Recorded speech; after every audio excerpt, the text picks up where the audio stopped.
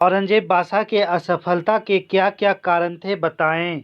एक है अविश्वासी होना, दूसरा है असहिष्णु होना, तीसरा है धार्मिक कट्टर होना, चौथा है व्यक्तिगत आकर्षण नहीं होना।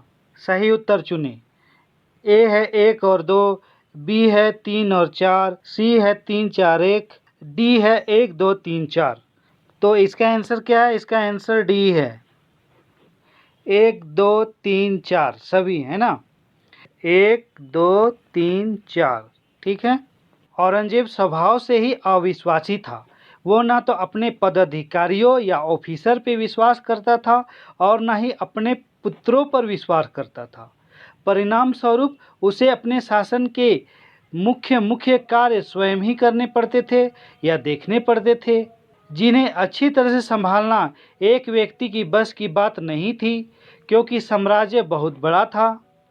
औरंगजेब बादशाह गैर मुसलमान जातियों के प्रति बड़ा असहिष्णु था, जिसके कारण उसकी कठिनाइयां दिन प्रतिदिन बढ़ती ही गईं। अगर औरंगजेब बादशाह केवल एक मुस्लिम राष्ट्र का राजा होता तो वह एक मुस्लिम राष्ट्र के लिए आदर्श शासक होता, किंतु दुर्भाग्य से वो भारत देश में शासन कर रहा था, जहाँ की बहुसंख्यक जनता या प्रजा गैर मुस्लिम थी। औरंगजेब बादशाह में अकबर और शाहजहां की तरह व्यक्तिगत आकर्षण नहीं था, बल्कि उसमें जनता या प्रजा में भय और आतंक उत्पन्न करने का गुण जरूर था, जो कि एक बड़ा अवगुण था। औरंगजेब बादशाह में सैनिक शक्ति, कानूनी शक्ति, प्रशासनिक शक्ति, बौद्धिक शक्ति जरूर थी, किंतु उसमें कूटनीतिक शक्ति की घोर कमी थी, जिसके कारण मराठा और राजपूत उसके कट्टर दुश्मन बन गए, जिसके फलस्वरूप मराठा शक्ति ने औरंगजेब से युद्ध कर करके औरंगजेब बादशाह को अंततः बर्बाद कर दिया या फिर अति कमज़ोर कर दिया।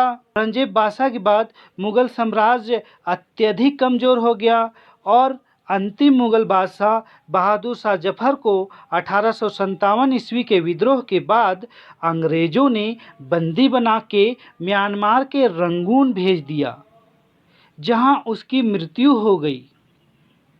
इस तरह मुगल साम्राज्य का सूरज हमेशा के लिए डूब गया, सनसेट हो गया।